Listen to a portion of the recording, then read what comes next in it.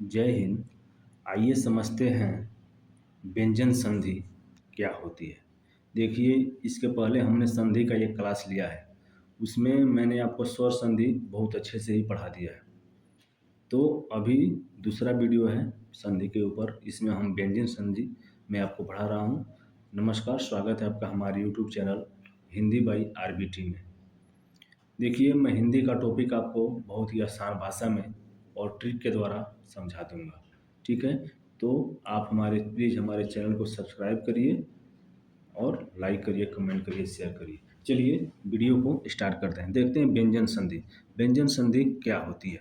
देखिए, इसके परिभाषाएं क्या होती है, व्यंजन संधि के कितने भेद होते हैं, इसमें कितने नियम होते हैं, वो सब हम इस वीडियो में कवर करेंगे।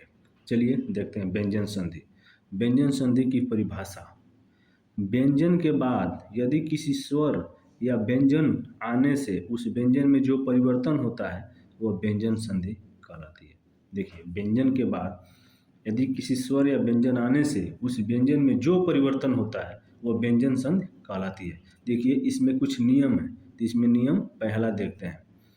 वर्ग के पहले वर्ण का तीसरे वर्ण में परिवर्तन। देखिए, वर्ग जो हमने देखा था क वर्ग, ऐसे च वर्ग, ठीक है। तो इस वर्ग के पहले अक्षर यानी क, च, ट, देखिए इस वर्ग के पहले अक्षर ऐसे ही क, च, ट, त, प, क वर्ग से लेके प वर्ग तक के वर्ण में अगर स्वर चौथे वर्ण अंतस्थ वर्ण से होने पर, यदि पहले वर्ग में ए वर्ण आए और उसके बाद तीसरा वर्ड में परिवर्तन उसका हो जाता है, जैसे ग, ज, ड़, द, ब। इसमें वह अगर इसमें परिवर्तन पहला वर्ड आता है तो वो तीसरे वर्ड में परिवर्तित हो जाता है। चलिए उदाहरण देखते हैं। देखिए, उदाहरण के द्वारा हम इसको स्पष्ट करते हैं। उदाहरण,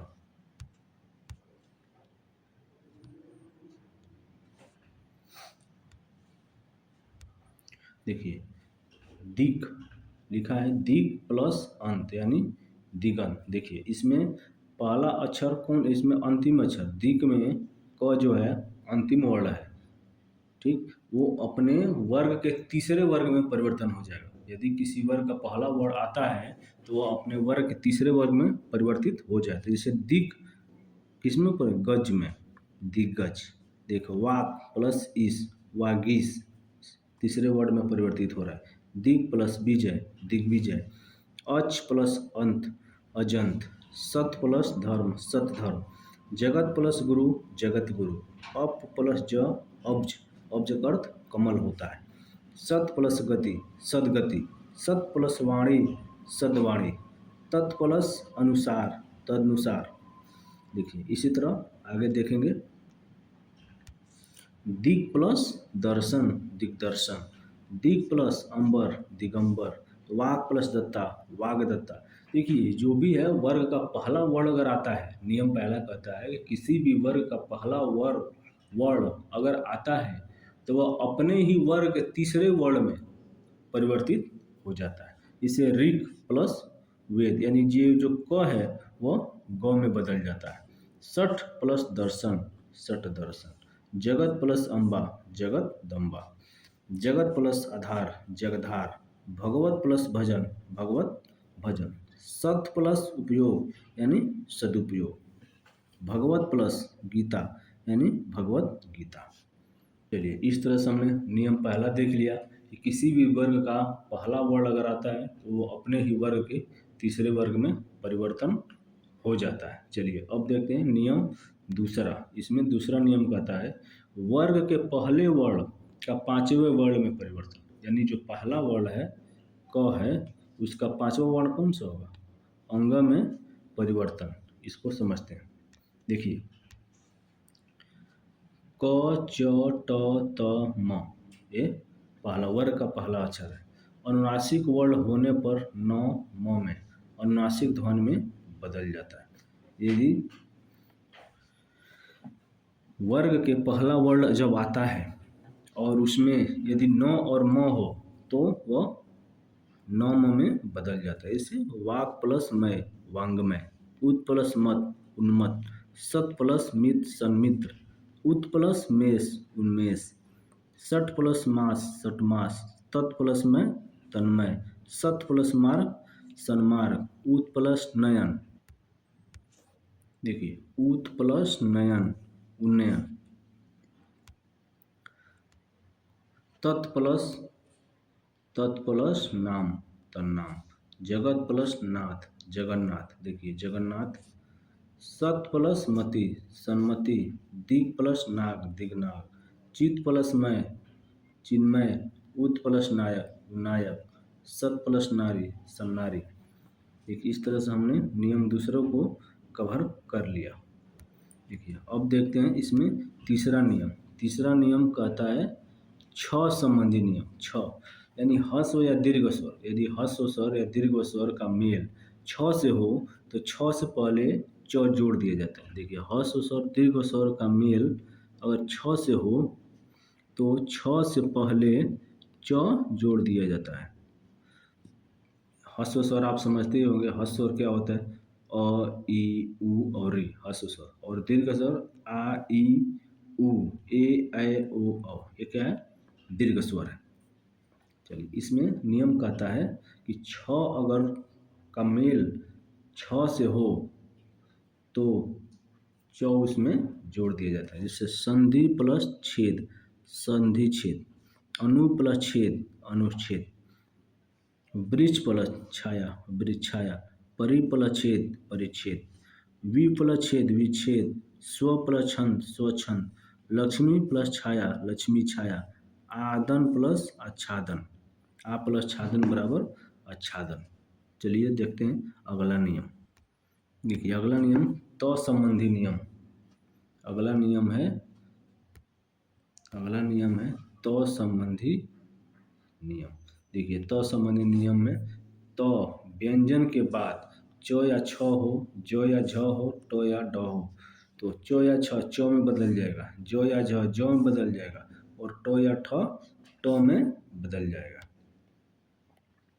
इस तरह से यदि ज हो तो ढ या ढ में बदल जाएगा और ल हो तो ल में ही बदलेगा।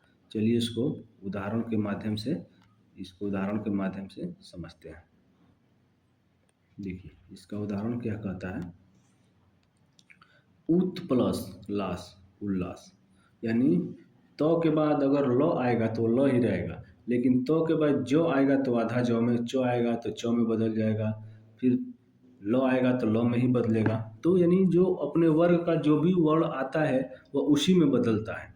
जैसे उत प्लस चारण उच्चारण, देखिए त के बाद च आ रहा है ना तो च ही रहेगा।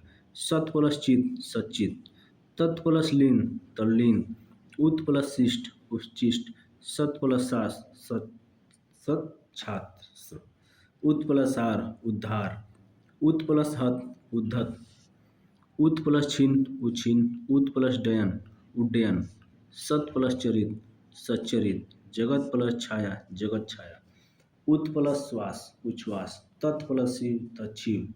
इस तरह से पद प्लस हति पदहति। चलिए अब इसका अगला नियम देखते हैं। देखिए इसमें नियम नंबर 5 कहता है म के बाद जिस वर्ग का व्यंजन आता है अनुस्वार उसी वर्ग का नासिक अंग या प न प म अथवा अनुस्वार बन जाता है। यानी क्या कहता है कि म के बाद अगर जिस वर्ग का व्यंजन आता है तो अपने उसी वर्ग का नासिक व्यंजन में यानी अनुस्वार में बदल जाता है।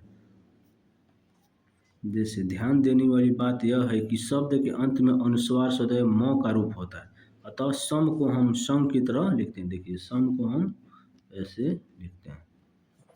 चलिए उदाहरण समझते हैं। उदाहरण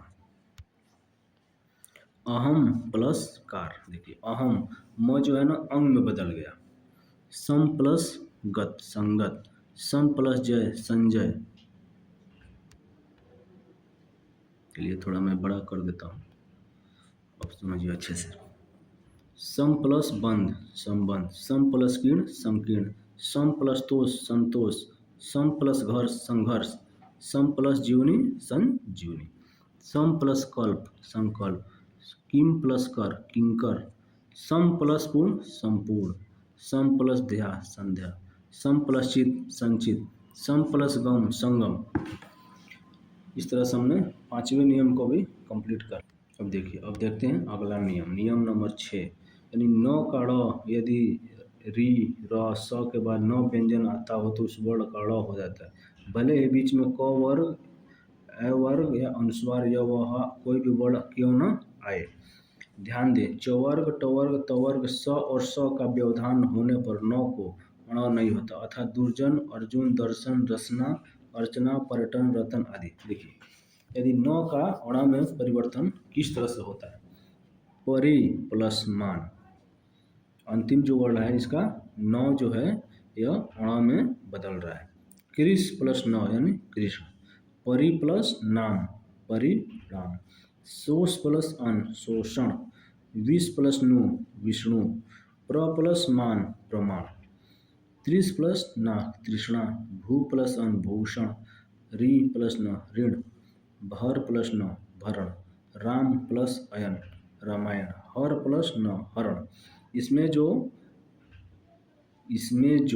न है, इसमें जो न है, इसमें न जो है यह अंतिम वर्ण अण में परिवर्तित हो जाता है। चलिए अब देखते हैं अगले और लास्ट नियम को।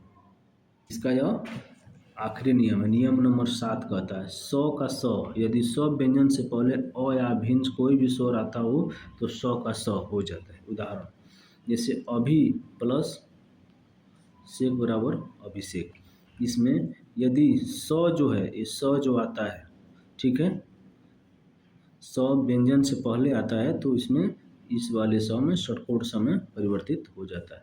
जैसे नि प्लस सेद निषेध, वि प्लस सम विषम, नि प्लस सिद्ध निषिद्ध, सु प्लस सुक्ति सुसुक्ति, अभि प्लस सिक्त अभिषिक्त, अनु प्लस संगी अनुसंगी, सु प्लस समय यानी सुषमा।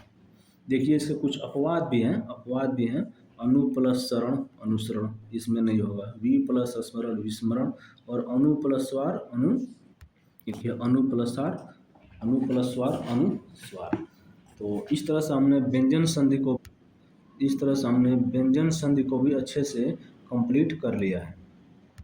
इस तरह हमने व्यंजन संधि को भी अच्छे से कंप्लीट कर लिया। अगर एक बार में हमारी वीडियो आपको समझ में नहीं आती है तो कृपया इसको दोबारा भी करके देख सकते हैं, वीडियो को पॉज करके और इसको अच्छे से समझ के फिर दोबारा चालू करके देख भी सकते हैं। तो चलिए इस तरह से हमने 2 टॉपिक संधि पर ले लिया है। पहले हमने आपको स्वर संधि पढ़ा दिया, अब मैं आपको व्यंजन संधि इस क्लास में पढ़ाया हूँ, और नेक्स्ट एक वीडियो आपको जल्दी ही मिलेगी जो विसर्ग संधि। इस तरह से हम संधि को पहले पूरा कंप्लीट कर लेंगे और उसके बाद संधि के टॉप 50 क्वेश्चन जो है, टॉप 50 यानी बार एग्जाम में पूछे वाला प्रश्न, वो मैं लेकर आऊँगा। इस तरह से पूरा संधि आप लोगों का कंप्लीट हो जाएगा। ठीक है, तो आई होप आपने इस क्लास को अच्छे से समझ लिया होगा। अगर हमारी क्लास आपको अच्छी लगती है तो प्लीज़ हमारे चैनल को सब्सक्राइब करिए, लाइक करिए, शेयर करिए। चलिए मिलते हैं जल्द ही एक नई वीडियो में। जय हिंद, धन्यवाद।